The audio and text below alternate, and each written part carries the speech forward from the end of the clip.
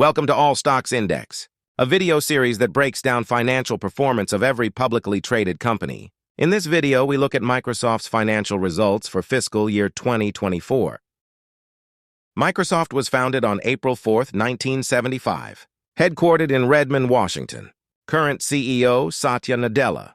Number of employees, 228,000. Market cap is $3.07 trillion. Current stock price, $413. It belongs to a technology sector in the software infrastructure industry. Microsoft Corporation offers a wide range of products and services, including software development, computer hardware, consumer electronics, social networking services, video games, cloud computing services, server products and services.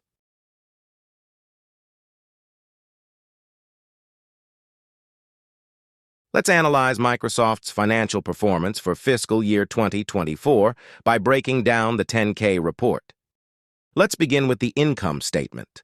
Sale of products and services produces revenue, and after paying off all expenses, the company is left with net profit. Office products and cloud services saw a tremendous increase in sales, 39%. On top of that, Intelligent Cloud segment generated 40% of all Microsoft's revenue, largely driven by Azure's growth. Microsoft's annual revenue has been growing for the last 10 years at an average rate of 11%.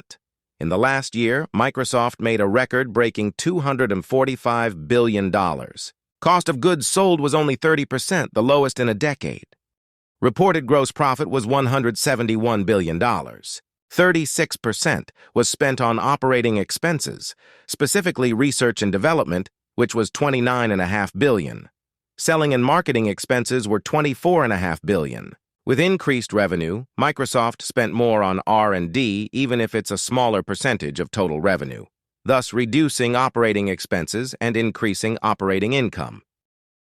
Accounting for tax and other net expenses, we get a breakdown of all Microsoft's expenditures. Thus, after subtracting all cost, we are left with a net profit of $88 billion. Microsoft's net profit has been increasing annually since 2019, in part due to their ability to transform the business to lead in the new era of the intelligent cloud and AI development. Profit margin, which is a ratio of net profit to total revenue, was almost 36%.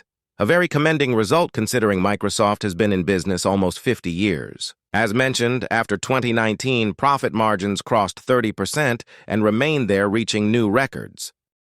Earnings per share, a ratio of net profit to shares outstanding, was $11.80. Once again, 2019 was the year when earnings started to grow. Number of shares outstanding slowly decreased as Microsoft bought back shares, and profits have been rising in the last 5 years. PE, a ratio of company's share price to its earnings, it was almost 35 at the time of the reporting. For Microsoft, this ratio is the highest in the last decade, but it's justifiable by increased profits.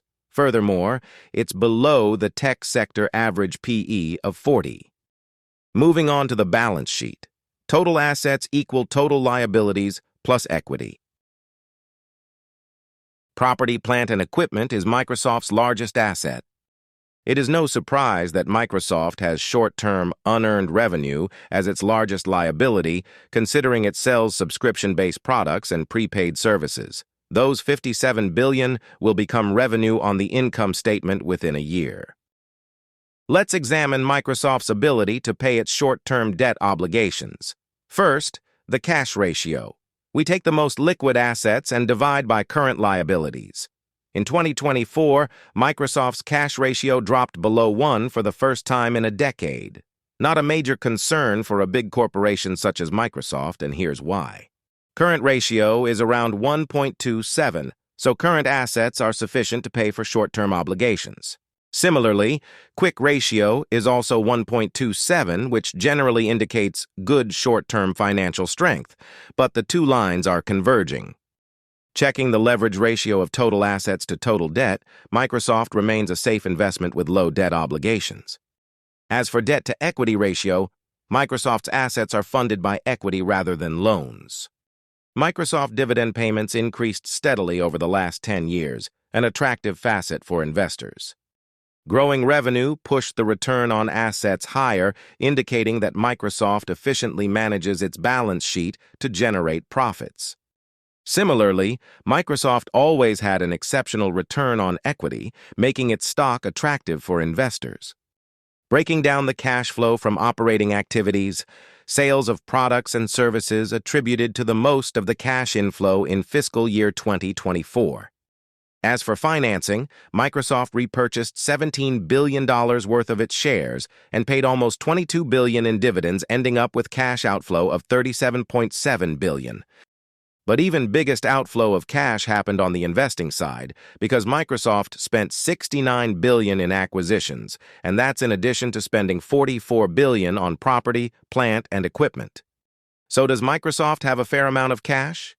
Strictly cash, Microsoft has around $18 billion. But as we add other marketable securities, Microsoft is holding $95 billion in cash and investments. However, by subtracting Microsoft's debt, we get $37.5 billion in cash. Investors and analysts typically look at the company's free cash flows, which is calculated by subtracting capital expenditures from operating cash flows. In fiscal year 2024, Microsoft generated $74 billion in free cash flow. Estimating free cash flows into the future and discounting them to present value, we can approximate the company's intrinsic value and derive its current share price. We calculate $276 a share. According to this model, Microsoft is trading at a significant premium. That's all for now on Microsoft. If you like this video, please like and subscribe. We plan to provide similar content for all publicly traded companies.